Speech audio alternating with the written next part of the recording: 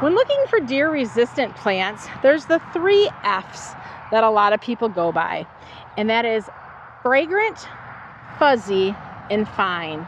You'll find that a lot of the deer-resistant plants do have fragrance to them. Think along the lines of nepeta, or sage, or lavender. They also may have a fuzzy texture to them. Deer don't like to have that fuzzy texture in their mouth. Or fine foliage. If it's something that doesn't have a lot of thickness to it, the deer tend to not like that as well. So when you're out looking for deer-resistant plants, that might be something that you can use as a starting point to your adventure and your hunt for the perfect plant for your garden. Stokesia, also known as Stokes Aster, is hardy in zones 5 to 9 and is a mid to late summer bloomer. It attracts the pollinators, the bees, the butterflies, the hummingbirds to the garden. It has a nice upright habit, and it stands about 24 or so inches tall.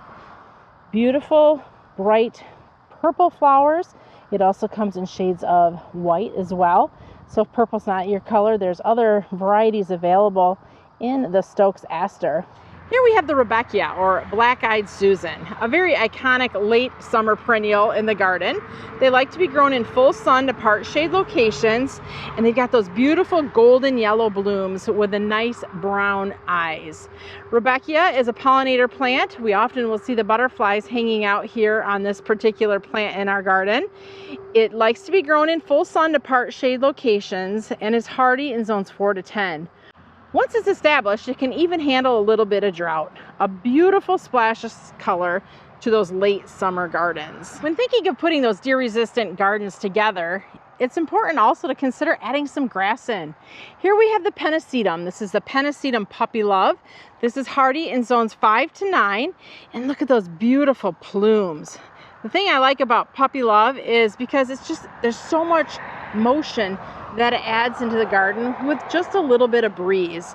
In the tufts, if you look closely, you're even seeing just a little hint of kind of a burgundy red. Such a pretty ornamental grass. This grass gets about 3 foot tall and 3 foot wide, and just look how beautiful it is here in this garden.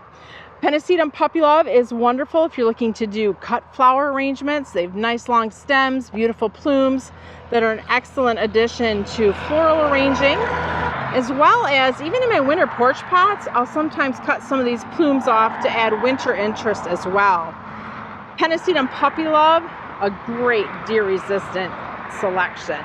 Whether you call it a perennial or a shrub, butterfly bush as well are a great selection for the garden that are deer-resistant. Here we have a very compact, low-growing variety that tucks in very well with perennial gardens. Likes to be grown in full sun and is hardy in zones 5 to 9. This is the butterfly bush, the Lo and Behold Blue Chip Junior. You can see we planted it here as kind of a hedge, and it's only about 3 foot tall. So very compact, fits into small spaces. The butterflies love it, and it just smells so fragrant right here as I'm standing in the garden today. Beautiful purple blooms, but butterfly bush come in several colors, as well as pink and white and even deeper, darker purples.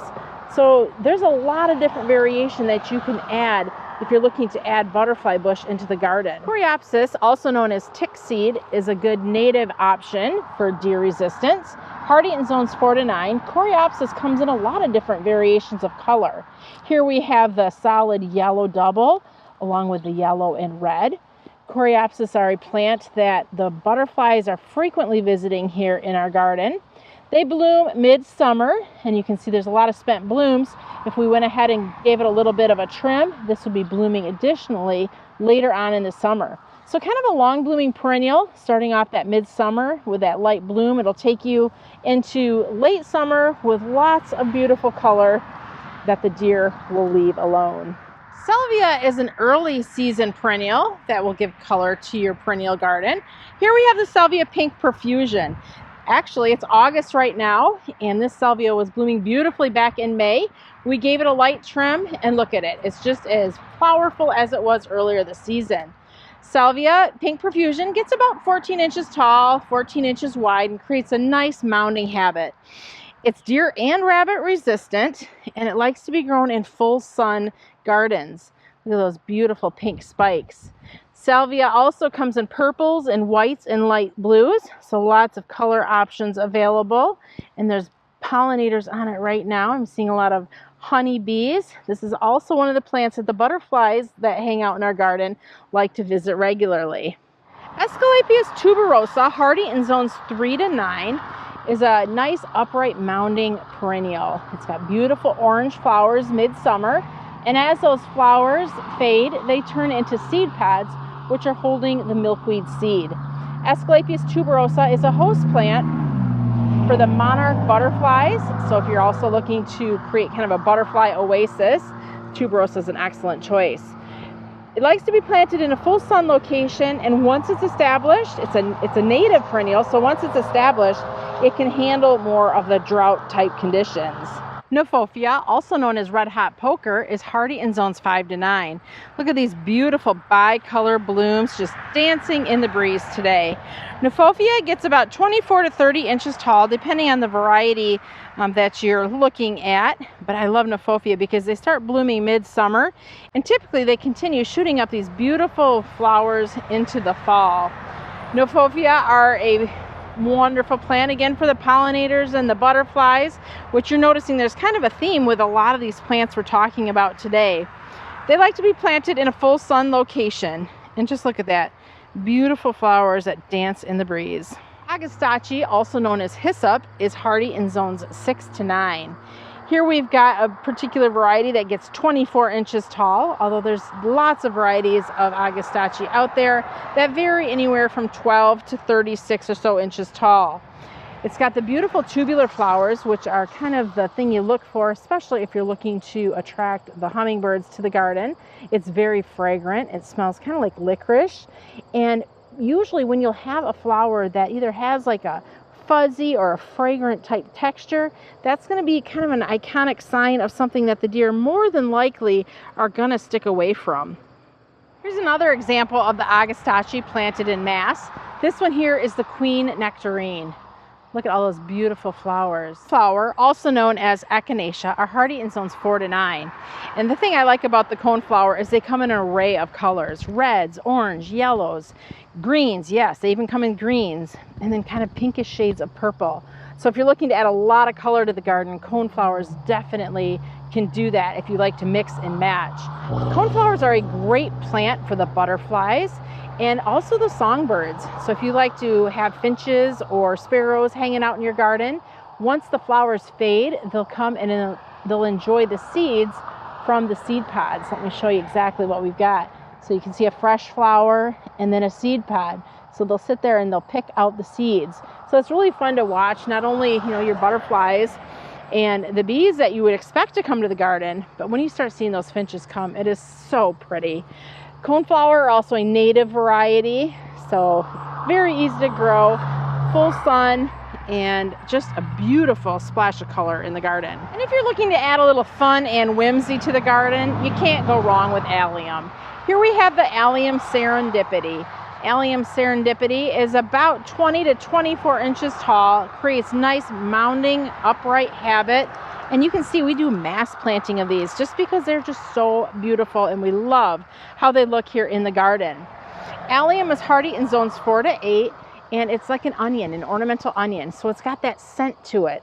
And that's just one of the things, when we're looking for these deer-resistant plants, is something that maybe has a little bit of stink. And onions, obviously, you know what an onion smells like, definitely has that odor that the deer do not enjoy. So not only do the deer stick away from these, but the pollinators. If you are looking for the one plant that is the absolute, in my opinion, best pollinator magnet, it is going to be hands down the Alium Serendipity. So if you're looking to add fun and whimsy to the garden, this is definitely a plant I recommend adding. And not just one. This is something you want to do 3 or 5 of just to get this beautiful look in your garden. Let's add a little bit of fall color into our deer resistant list. Here we have Sedum. This is the Rockin' Round Pop Star Sedum.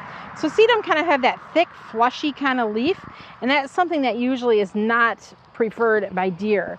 So here we have Sedum Pop Star, and it's just kind of getting ready to open up with its beautiful fall flowers. And from a distance, it almost looks like it is flowering with that nice pink hue. So this is going to be something exciting to watch as the flowers open. And this we did another mass planting of. I believe there's 5 plants in this grouping. And you can see the Rockin' Round Sedum kind of, it doesn't really spread, but the clumps get bigger and bigger every year. It stands only about 12 or so inches, maybe 18 inches in the landscape, and each plant is about 20 inches wide. Hardy in zones 3 to 8, I believe. So really a nice plant for late summer color. It's drought tolerant, loves to be in the full sun. In fact, prefers to be in the full sun. So just something to help round out your garden to give you color even in the late season. Hopefully this video on full sun deer resistant plants gives you some inspiration if you're looking for plants that you may be able to put into your garden if you have issues with a deer. And I'm going to say it again, deer resistant does not mean deer proof. If a deer or rabbit is hungry enough, they are going to eat whatever they can find. If you have any questions or comments, please feel free to leave them below. Thanks for watching. I'm Heidi from Garden Crossings.